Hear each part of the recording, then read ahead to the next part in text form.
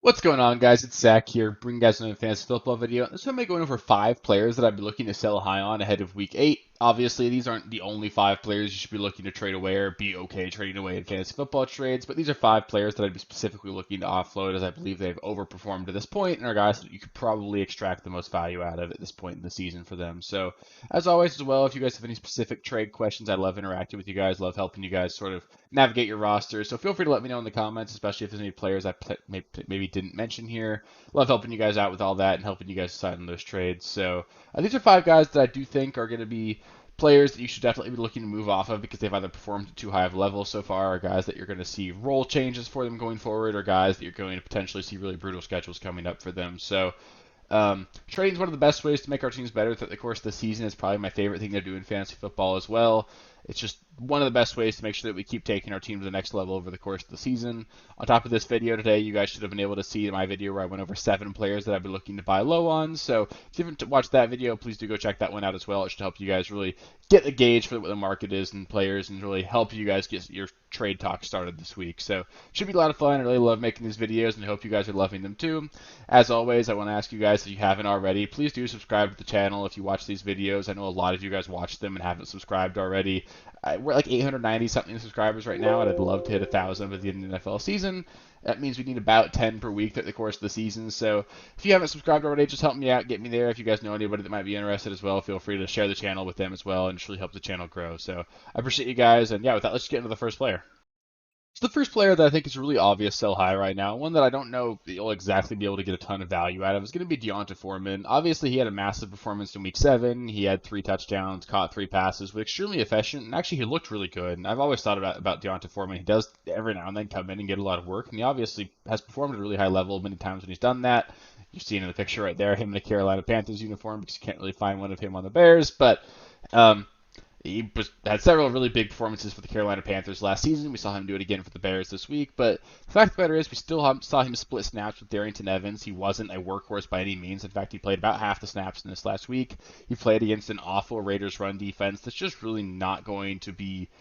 They're not going to have matchups like that going forward. That was far too lucrative for them at this point. On top of that, the Bears won this game, and that obviously led to a really positive game script for Foreman, where they can continue to use him and give him a ton of touches.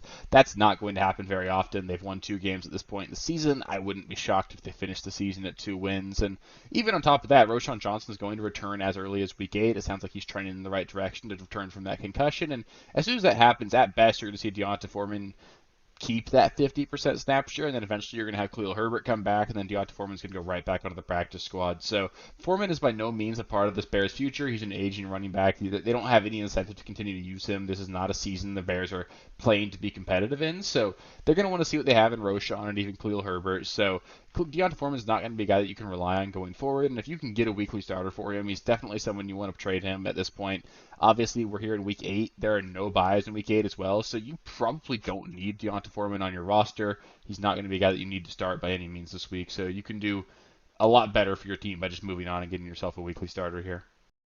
Next up, a player that I talked about last week. It's going to be rinse and repeat here. I'm going to make the same points I made, and that's going to be Courtland Sutton. He just keeps scoring touchdowns. He scored again this last week. He is pretty clearly the wide receiver 1 in this Broncos offense. So that's not something that I want to completely throw out with the bathwater here. I know this Broncos offense has been awful so far this season. Not awful, but middle of the pack. They aren't throwing the ball at a very high rate. Russ only threw the ball 29 times this last week. It was relatively efficient, but I don't think this is a team that wants to throw the ball a ton this season. Courtland Sutton being the wide receiver 1 in this offense basically makes him like a low-end wide receiver 3 the rest of the season.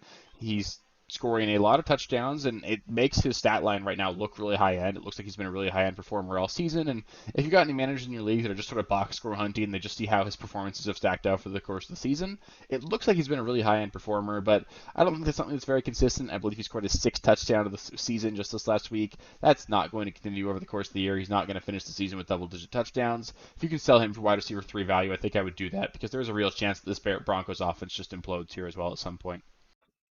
The next player I'd be looking to sell high on, this one is pretty sad. It's going to be Jahmyr Gibbs, and Gibbs did successfully produce his first running back 1 finishing this week as a running back 1, a top 10 running back this last week. And the real issue here is that it came almost entirely in garbage time. This was a team, the Lions, that got down, I believe it was like 35-0 at some point in this game.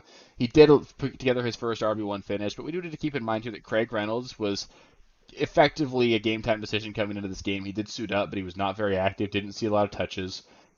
David Montgomery completely inactive for this game, and it just was really an environment where it really set itself up for Jahmyr Gibbs to perform at a high level, a pass catching running back, and a negative game script with all of the surrounding running backs in the offense being banged up, obviously led to Jahmyr Gibbs seeing a ton of usage. And sooner or later here, we're probably not going to get David Montgomery here in Week 8. It's possible, but given they've got the Week 9 bye, I don't see a world where the Lions rush him back there. They play the Raiders. They'll probably win the game pretty handily, even without David Montgomery. So you're going to get one more really good week out of Jahmyr Gibbs, and you can sell that to the manager that needs a running back right now. He will be a high-end performer for them this week. But then they're going to have their bye, and then you're going to have David Montgomery come right back and be the workhorse for this team. Dan Campbell and this Lions staff love David Montgomery. He is the workhorse for this offense. He's the running back 1 in the backfield, and Jahmyr Gibbs is going to be like a solid running back 2 the rest of the season once David Montgomery comes back. And I think you can sell him for like high-end running back 2 value right now. Just sell the promise of him potentially taking on a larger workload once Montgomery comes back, because I don't really think that's going to happen. Gibbs didn't look special by any means this last week. The Lions offense obviously didn't look great without David Montgomery. I doubt they'll want to try and replicate what happened this last week. So I think if you can sell him for high-end running back 2 or even running back 1 value, it's definitely a good time to do that, because Jahmyr Gibbs is not going to be a running back 1 the rest of the season. Another player that I'd be looking to sell high on right now would be Darren Waller. He's coming off of 3 straight solid weeks, which for a tight end is actually really shocking. It's really rare that you see a tight end put up 3 straight really high-end performances, and I think that might have fantasy managers believing that Darren Waller's turned a corner, and it's possible, but this Giants offense has just looked a lot better under Tyrod Taylor than what it has looked like under Daniel Jones, and the issue with that is, A, Daniel Jones is a $40 million quarterback, so the Giants may have made a pretty brutal error there, but on top of that, Daniel Jones is going to return in Week 8, and that's going to probably set us right back to where we were. Obviously, they will have Andrew Thomas, their left tackle, returning as well, so we could see this offense be a little bit better, but that's probably going to allow them to lean on their running game a little bit more, and that's something that they want to do, so we should see the passing volume sort of dip down a little bit. On top of that, I think Waller is going to end up being like an inconsistent tight end 1 the rest of the season, the guy that, he is still a tight end 1 because he's involved enough in the offense. He is the number 1 pass catcher in the offense and someone that obviously needs to be played on a weekly basis, but I don't think he's a difference maker at the tight end position by any means. He doesn't by any means crack that tier of Kelsey, Waddle, or Kelsey, Andrews, Hawkinson, even Laporta, even Dallas Goedert, even George Kittle. A lot of tight ends there that I'd rather have than Darren Waller. If there's a guy like Dalton Kincaid on your waiver wire, maybe you were able to add Dalton Kincaid and you have Darren Waller, it's definitely something that I would look to do, because I think you can trade Darren Waller and get a really high-end performer for you guys. I think you could probably get a wide receiver 2 or a running back 2 for Darren Waller right now, and I think that's going to be a lot more beneficial asset to have on your roster than Darren Waller. So even though a lot of people are just really desperate to have a tight end, and Darren Waller is a name that you can plug in at tight end, I don't think he's a difference maker. He's not going to be someone that you can trust on a week-to-week basis going forward, and if you can get a weekly solid starter for him, I would definitely do that right now.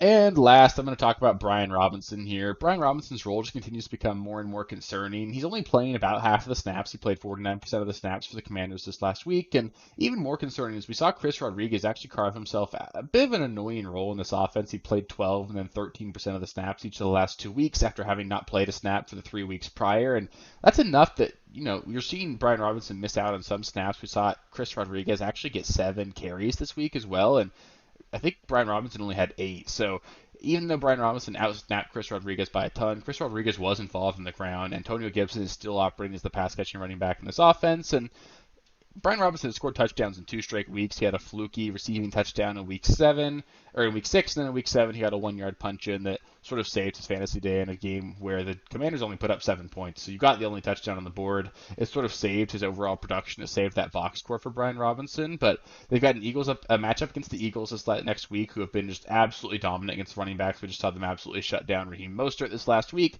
They followed that up with Dallas just 2 weeks later. He does have a positive matchup in between those two. But 2 of the next 3 weeks, Brian Robinson is not going to be a contributor for you.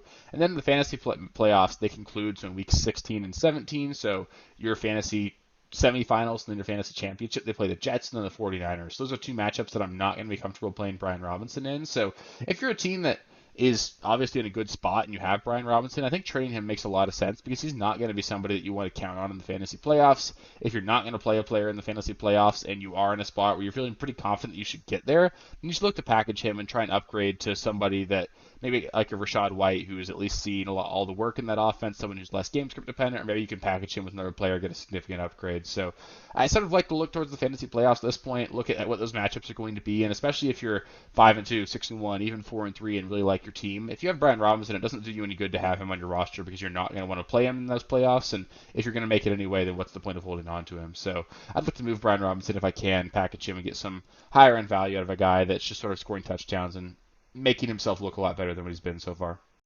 So that'll do it for this week's buy or sell high video. Up next, Thursday morning, you guys will be getting the Thursday Night Football primer. We'll go over the Thursday Night Football game between the Buccaneers and the Buffalo Bills, sort of go over position by position and go over what you guys should expect in that game.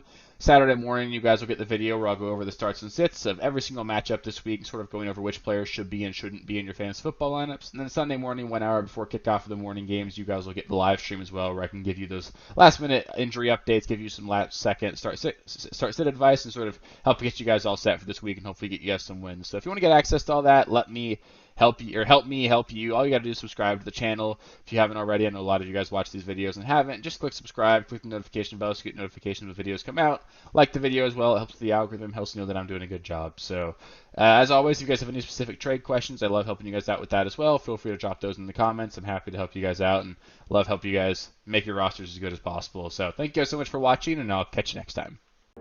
Thank you guys for watching. If you haven't already, please be sure to subscribe to the channel, like the video, check out these other videos here if you haven't. If you want more content, please feel free to follow me on Twitter at RealSteelFFB. I'll be more active on there as the season goes on.